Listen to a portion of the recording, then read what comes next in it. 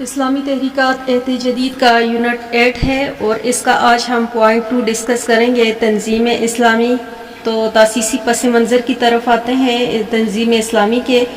برصغیر و پاک و ہند کی ملت اسلامیہ میں اسلام کی فکر میں جس قدر پختہ اور راسخ ہے، اس کا اندازہ اس سے لگایا جا سکتا ہے کہ ہر زمانے میں ایسے اصحاب علم فکر پیدا ہوتے رہے جنہوں نے اسلام کی تعلیمات کو نہ صرف عام کیا بلکہ اس کی عظمت و حرکیت کو اثر نو زندہ کیا۔ تو 20ویں صدی میں جب کہ مغربی فکر و فلسفہ، تہذیب و تمدن کا ہمگیر تسلط قائم ہو گیا تو امت مسلمہ کے رہنماؤں نے اس مقابلے میں اسلامی تہذیب و تمدن کے حقانیت کو زمانے کے سامنے اپنے فکر و عمل سے پیش کیا اور اسلامی فکر کی تشکیل نو میں تعمیری و مثبت خدمات سر انجام دی۔ تنظیمی اسلامی کے قائد ڈاکٹر اسرار احمد نے بھی حضرت علامہ اقبال، مولانا ابوالکلام آزاد اور مولانا محمود الحسن اور سید علی مودی کی نظر و فکر کے شہچین ہیں۔ آپ نے دعوتی تنظیمی تربیت مولانا مودی کی جماعت سے حاصل کی۔ پھر اس کے بعد اس کی ہیڈنگ ہے 2.2 پہ ڈاکٹر اسرار احمد اور تنظیم اسلامی کا قیام۔ تو ڈاکٹر اسرار احمد 26 اپریل 1932 کو ہندوستان کے صوبے ہریانہ کے ایک مقام ہی میں پیدا ہوئے۔ ابتدائی تعلیم وہیں سے حاصل کی۔ 1947 میں میٹرک کا امتحان پاس کیے۔ ان دنوں میں تحریک پاکستان زوروں پر تھی، چنانچہ ایک ادنا کارکن کی حیثیت سے مسلم اسٹوڈنٹ فیڈریشن میں شامل ہو کر کام کیا۔ قیام پاکستان کے بعد ہجرت کر کے پاکستان آئے۔ FSc گورنمنٹ کالج اور MBBS king Edward medical college سے کی۔ ان سالوں میں اسلامی جمعیت طلباء میں بڑا فعال کردار ادا کیا اور ناظم اعلیٰ منتخب ہوئے۔ 1954 میں جب تعلیم سے فارغ ہوئے تو جماعت اسلامی میں شمولیت اختیار کر لی۔ 1957 میں جماعت اسلامیہ کا سالانہ اجتماع ماجی گوٹ میں منعقد ہوا، جس میں جماعت کے صف اول کے قائدین اور مولانا مودی کے قریب ترین رفقا نے جماعت سے علیحدگی اختیار کر لی۔ ان میں ڈاکٹر اسرار احمد بھی تھے۔ جماعت سے علیحدگی کے بعد مسلسل کوشش کرتے رہے کہ دعوت اور تربیت کا کام ہوتا رہے، مگر اقامت دین کے لیے التزام جماعت لازمی ہے، چنانچہ اس کی ضرورت کو اشد محسوس کیا گیا اور جون 1997 سے ایک تنظیم کی تشکیل کے لیے صحیح و جدوجہد کا آغاز کیا۔ ڈاکٹر اسرار احمد نے اپنی بساط کے مطابق اقامت دین اور اعلاء کلمات الحق کے مقاصد کے لیے کوشش جاری رکھی۔ لاہور میں حلقہ مطالعہ قرآن اور دارالاشاعت الاسلامیہ کا قیام اور ماہنامہ میثاق کا دوبارہ اجرا عمل میں آیا، جو بعد میں 1972 میں مرکزی انجمن خدام کے نام سے موسوم ہوا۔ 28 مارچ 1975 کو تنظیم اسلامی کا تاسیسی اجلاس لاہور میں منعقد ہوا، جس میں 300 افراد نے شرکت کی۔ پھر اس کی ہیڈنگ ہے 2.3 پہ قرارداد تاسیس و منشور و مقاصد۔ اس کے کیا ہے؟ تو آج ہم اللہ کا نام لے کر ایک ایسی اسلامی تنظیم کے قیام کا فیصلہ کرتے ہیں جو دین کی جانب سے عائد کردہ جملہ انفرادی و اجتماعی ذمہ داریوں سے عہد براں ہونے میں ہماری ممدو و معاون ہو۔ ہمارے نزدیک دین کا اصل مخاطب فرد ہے، اس کی اخلاقی و روحانی اجتماعی ذمہ داریوں سے اور تکمیل و فلاح و نجات دین کا اصل موضوع ہے۔ پیش نظر اجتماعیت اس لیے مطلوب ہے کہ وہ فرد کو اس کے نصب العین یعنی رضا الہی کے حصوں میں مدد دیتی ہے، لہٰذا پیش نظر اجتماعیت کی نوعیت ایسی ہونی چاہیے کہ اس میں فرد کی دینی اور اخلاقی تربیت کا کما ہوکا لحاظ رکھا جائے اور اس بات کا خصوصی اہتمام کیا جائے کہ اس سے تمام شرکاء کے دینی جذبات کو جلا حاصل ہو اور ان کے علم میں مسلسل اضافہ ہو، ان کے عقائد کی تصحیح و تطہیر ہو، عبادات اور اتباع سنت سے ان کا شغف و ذوق بڑھتا چلا جائے، عملی زندگی میں حلال و حرام کے بارے میں ان کی حس تیز تر ہو اور دین کی دعوت اور اشاعت اور ان کی نصرت و اقامت کے لیے ان کے جذبہ ترقی کرتا جائے۔ ان تمام امور کے لیے ذہنی علمی رہنمائی کے ساتھ عملی تربیت اور تاثیر صحبت کے اہتمام کی جانب خصوصی توجہ دینی چاہیے۔ پھر لہٰذا دعوت و اصلاح کے عمل کو فرد سے اولاً کنبہ اور خاندان اور پھر تدریجاً ماحول کی جانب سے بڑھنا چاہیے۔ اس عمل میں نئی نسل کے دینی تعلیم و تربیت کا خصوصی اہتمام ناگزیر ہے۔ پھر عامت الناس کو دین کی دعوت و تبلیغ کی جو ذمہ داری امت مسلمہ بحیثیت مجموعی عائد ہوتی ہے، اس کے ضمن میں ہمارے نزدیک اہم ترین کام تو یہ ہے کہ جاہلیت قدیمہ سے باطل عقائد اور رسوم اور دور جدید کے گمراہ کن افکار و نظریات کا مدلل ابطال کیا جائے اور حیات انسانی کے مختلف پہلوؤں کے لیے کتاب و سنت کی رہنمائی کی وضاحت کے ساتھ پیش کی جائے تاکہ ان کی اصلی حکمت اور عقلی قدر و قیمت واضح ہوں اور شبہات و شکوک کے رفع ہوں جو اس دور کے لوگوں کے ذہنوں میں موجود ہیں۔ پھر 11 اگست 1977 میں ڈاکٹر اسرار نے دستور میں کچھ ترامیم پیش کی جنہیں منظور کیا گیا اور اب تنظیم اساس اسلامی کا اساس فکر اور تصوران مندرجہ ذیل اصولوں پر استوار ہوتا ہے۔ نمبر 1 ہے بنیادی دینی فرائض، نمبر 2 ہے التزام جماعت، 3 ہے بیعت۔ تو تنظیم میں داخلہ امیر تنظیم کے ساتھ اطاعت فی المعروف کی بیعت کا شخصی رابطہ استوار کرنے سے ہوگا۔ اس کے بعد ہم بات کرتے ہیں تنظیم اسلامی کے مقاصد کیا تھے۔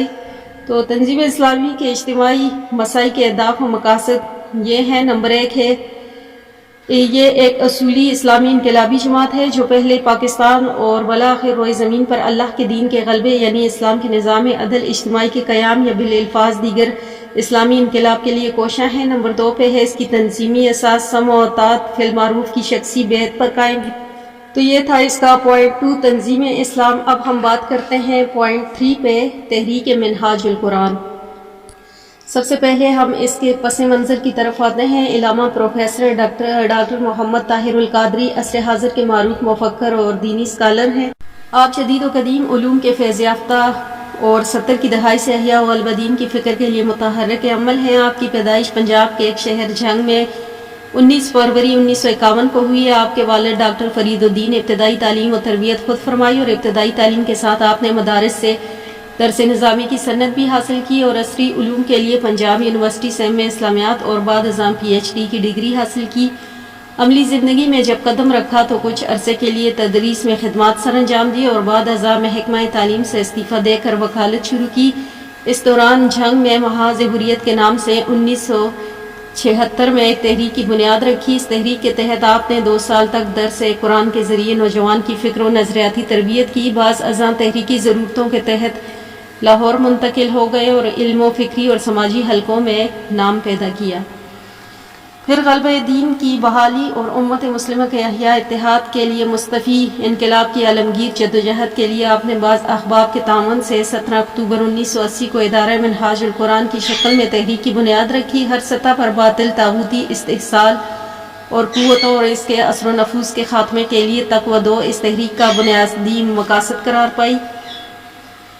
پھر مستفی انقلاب کے جدوجہد کے کچھ نکات بیان کیے گئے۔ نمبر 1 تو ہے اصلاح و احوال امت، نمبر 2 ہے اتحاد امت مسلمہ، نمبر 3 ہے تجدید و احیاء دین، 4 ہے دعوت و اسلام کی تنظیم نو، 5 پہ ہے فلاح و بہبود عامہ، 6 پہ ہے فروغ علم و شعور، 7 پہ ہے غلبہ دین اور اسلامی دولت مشترکہ کا قیام۔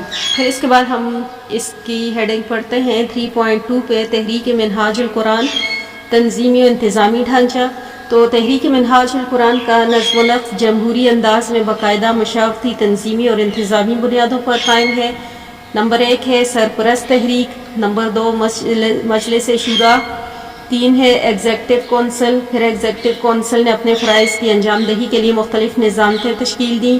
پھر نظام کے سربراہ ڈائریکٹر کہلاتا ہے۔ تحریک کی درجہ ذیل نظامتیں قائم کی گئیں۔ نمبر 1 ہے نظامت دعوت و تربیت، نمبر 2 ہے نظامت تعلیمات، نمبر 3 ہے نظامت نشر و اشاعت، 4 ہے نظامت تعمیرات، 5 ہے نظامت اجتماعات، 6 پہ ہے نظامت مالیات، 7 پہ ہے نظامت آڈٹ۔ اس طرح بین الاقوامی، ملکی، قومی، صوبائی، ڈویژنل، ضلعی اور تحصیل سطح پر تنظیمی نیٹ ورک موجود ہے۔ پھر اس کی ہیڈنگ ہے 3.3 پہ تحریک منہاج القرآن کے مقاصد۔ تو نمبر 1 تو ہے قومی سطح پر ایک ایسا ہمگیر اور ہمجہت انقلاب جو بیک وقت علمی و فکری جمود کا خاتمہ کر دے۔ نمبر 2 ہے مسلمانوں کے تعلق باللہ اور تعلق بالرسالت کو تعلق جی اور عشقی میں بدل دینا تاکہ ہر سطح پر منافق قوتوں کا خاتمہ ہو۔ 3 پہ ہے اسلامی زندگی کی مروجہ زوال قدروں کو پھر سے بحال کرنا۔ 4 پہ ہے مخالفت اسلامی قوتوں سے فکری مربوعیت کا خاتمہ ہو۔ 5 پہ ہے سیاسی و عسکری میدانوں میں اسلامی دشمن مغربی اقوام کی دریوزہ گری کا تدارک ممکن ہو۔ 6 پہ ہے امت مسلمہ کے سیاسی، اقتصادی اور سماجی معاشرتی زندگی میں درج بالا معاملات کا تدارک کر کے ملت اسلامیہ کو اقوام عالم کی صفت میں باعزت مقام دینا۔ پھر 7 پہ ہے امت مسلمہ کے منتشر وسائل اور متفرق طبقات کو عالمی سطح پر ایک مؤثر وحدت میں اس طرح منسلک کرنا کہ پورا عالم اسلام اسلامی دولت مشترکہ کی صورت میں دنیا کے نقشے پر ایک عظیم قوت بن کر ابھرے۔ 8 پہ ہے کہ بین الاقوامی سطح پر دعوت دین کا مؤثر اور عصری تقاضوں کے مطابق جامع پروگرام تھا کہ دین اسلام کی فوقیت کا عملی مظاہرہ ہو سکے۔ پھر اس کی ہیڈنگ ہے 3.4 پہ تحریک منہاج القرآن کے فکری و عناصر۔ تو اس کا نمبر 1 ہے تعلق باللہ، 2 ہے ربط رسالت، 3 ہے رجوع قرآن، چوتھا ہے اتحاد، پانچواں ہے انقلاب۔ پھر 3.5 پہ اس کی ہیڈنگ ہے تحریک کے مراحل کون کون سے ہیں۔ تو پہلا مرحلہ ہے اس کا مرحلہ دعوت۔ اس میں عہد لیا جاتا ہے کہ ہر مسلمان غلبہ دین کی بحالی اور امت مسلمہ کے اتحاد و احیاء کے لیے اپنی حیثیت کے مطابق حصہ لے۔ دوسرا ہے مرحلہ تنظیم۔ جو لوگ دعوت و قبول کر لیتے ہیں انہیں منظم کرنے کے لیے باقاعدہ تنظیمیں بنائی جاتی ہیں جو دیہی سطح سے لے کر بین الاقوامی سطح تک کام کرتی ہیں۔ تین ہے مرحلہ تربیت۔ تنظیموں کے ذریعے وابستگان تحریک کی اسلامی انقلابی خطوط پر تربیت کی جاتی ہے تاکہ مستفی انقلاب کے سپاہی بن سکیں۔ اس دوران ذکر، صبر، نماز اور جہاد پر زور دیا جاتا ہے۔ چوتھے پہ ہے مرحلہ تحریک پیغمبرانہ جدوجہد کے حامیوں کو اس مرحلے میں جان و مال، عزت و آبرو سب کچھ لٹانا پڑتا ہے۔ معاشرے سے بدی اور ظلم کے خاتمے کے لیے عملی اقدامات کرنے پڑتے ہیں۔ پھر پانچویں پہ ہے مرحلہ انقلاب۔ انقلاب کے نتیجے میں جب صالح قیادت آ جائے تو معاشرے جنت کی نظیر بن جاتی ہے۔ پھر اس کی آخری ہیڈنگ ہے 3.6 پہ تحریک منہاج القرآن اور جمہوری جدوجہد۔ تو تحریک منہاج القرآن کا آغاز 1980 میں ہوا تھا۔ تھوڑے ہی عرصے میں اپنے دعوتی فکری خدمات کی وجہ سے پورے ملک میں شہرت نصیب ہوئی اور ملکی سطح پر ضلع و تحصیل تک اس کا نیٹ ورک قائم کیا۔ قائد تحریک کے دعوتی و فکری خطبات اور معافل مجالس میں شرکت سے عوام کے اندر دینی شعور اجاگر ہوئے اور عصری تقاضوں کے مطابق اسلام کی تعلیمات کو پیش کیا گیا۔ عمومی تقاضوں کے مطابق دینی لٹریچر تیار ہوا اور اس کی ملکی اور بین الاقوامی سطح پر اشاعت کی گئی۔ بعد ازاں تحریک منہاج کا دائرہ وسیع ہوا اور بین الاقوامی سطح پر ادارے کی شاخیں اور دفاتر قائم ہوئے۔ اس وقت دنیا کے 50 سے زائد ممالک میں تحریک منہاج القرآن کام کر رہی ہے۔ تحریک منہاج القرآن تقریباً 10 سال سے اس طرح دعوتی فکری خدمات سر انجام دیتی ہے اور عوام کے اندر غلبہ اسلام اور احیائے دین کا شعور پیدا کرتی ہے۔ 1995 میں اس قائد تحریک نے غلبہ دین کی بحالی کے لیے عملی اقدامات کا فیصلہ کیا اور اس کے لیے عوامی تحریک کے نام سے سیاسی پلیٹ فارم تشکیل دیا۔ اس کا مقصد تحریک منہاج القرآن کے مقاصد و منشور کو عملی شکل دینا ہے۔ چنانچہ سب سے پہلے ملکی سطح پر اسلام کے نفاذ اور بعد ازاں بین الاقوامی سطح پر عالم اسلام کے لیے مشترکہ سیاسی پلیٹ فارم کی تشکیل اس کے بنیادی اہداف میں ہے۔ چنانچہ اس کے لیے تحریک نے ہر سطح پر رکنیت کا کام کر دیا اور جمہوری انداز میں انقلاب کے لیے کوشاں رہی۔ تو اس کے ساتھ ہمارا یونٹ 8 اختتام پذیر ہوتا ہے۔ اس میں ہم نے پڑھا تھا مولانا مودی کے حالات زندگی اور دینی فکری، اور پھر دوسرا تھا جماعت اسلامی کی دعوت اور نصب العین کی وضاحت کی، پھر جماعت اسلامی کی لائحہ عمل اور طریقہ کار کی تفصیلات کے بارے میں پڑھا، پھر جماعت اسلامی کے سیاسی اور جمہوری کردار کا جائزہ لیا، پھر تنظیم اسلام کی تاسیسی فکر اور دعوت پر نوٹ پڑھا، پھر تنظیم اسلامی کے انقلابی طریقہ کار کی وضاحت کی، تحریک منہاج القرآن کی فکر اور دعوت پر بحث کی، تحریک منہاج القرآن کے مقاصد پر تبصرہ کیا۔